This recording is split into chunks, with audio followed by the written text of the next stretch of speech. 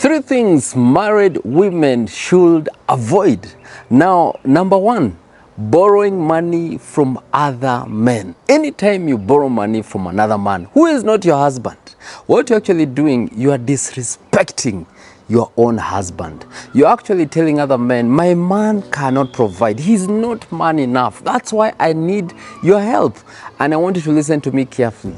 There is nothing like free money. No man will give you money for free. They always want something in exchange. Now, my friend, and anyone who borrows, you become a slave of a lender. It's in the Bible. Proverbs 22 verse 7. The rich rules over the poor, and the borrower is a slave of the lender. Number two, avoid spending a lot of time with men that are not your husband. You are married. What's the point of you being there with other men the whole day? There are women that even go the whole evening. They go saying we are going to spend time there. We are celebrating some things with men who are not your husband. With men who are not your husband. No, my friend, this is not cool. This is the highest level of disrespect. A good wife is a crown to the husband. Bible says in Proverbs 12 verse 4, an excellent wife is a crown of her husband, but she who brings shame is like rottenness in his bones. And you know he can't control you. He can't force you. It's up to you to control yourself. Know that I have to respect my husband. The more, even in workplaces, if you notice you're spending too much time with a man of the opposite gender who is a colleague, and there seems to be some chemistry that is building up, my friend, go talk to your supervisor. Tell them, I have a problem interacting with this person. If you can, please shift me to another department. That is what is called being a crown to your husband. But the current women we have, they are always there, giving themselves easily, talking about their challenges with another man. That's not cool. Number three, chatting with other men. I see so many women, they're always expecting to talk to people. Yes, a man has taken your number. He started conversing you on WhatsApp.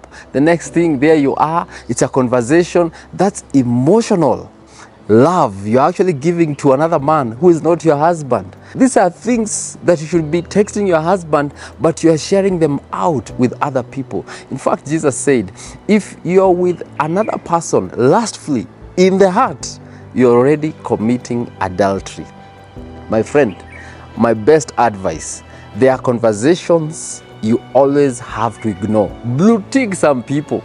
That is how you show that you are a woman of dignity. You don't keep conversing. If someone says hi, just say hi back. And if they are not going straight to the point, you ignore them. You don't have that time to keep talking. There is something that they can tell you that you have not been told by your husband, and it can activate love and interest to that other person, because women are motivated by what they hear, not what they see, by what they hear. So if someone texts you something nice and your husband has not texted you, you might end up yourself getting lost, yet you're actually born again. Now the Bible says in 1 Corinthians 7 verse 2, certainly, but not only within a certain context. It's good for a man to have a wife and for a woman to have a husband. Sexual drives are strong. Listen. Sexual drives are strong, Message Bible translation, but marriage is strong enough to contain them and to provide for a balanced and fulfilling sexual life in a world of sexual disorder. Avoid these things. If you're a woman of diligence, if you are that Proverbs 31 woman, avoid chatting with people that are not your husband. Avoid spending a lot of time with people that are not your husband. What's the point of going to parties and going home at 3 a.m. in the morning and you're someone's wife? Yes, you left the house help there. She's taking care of the kids, and you're coming at home at 3 a.m. married wife. My friend, think about yourself. Bible says that this is shame like rottenness in his bones.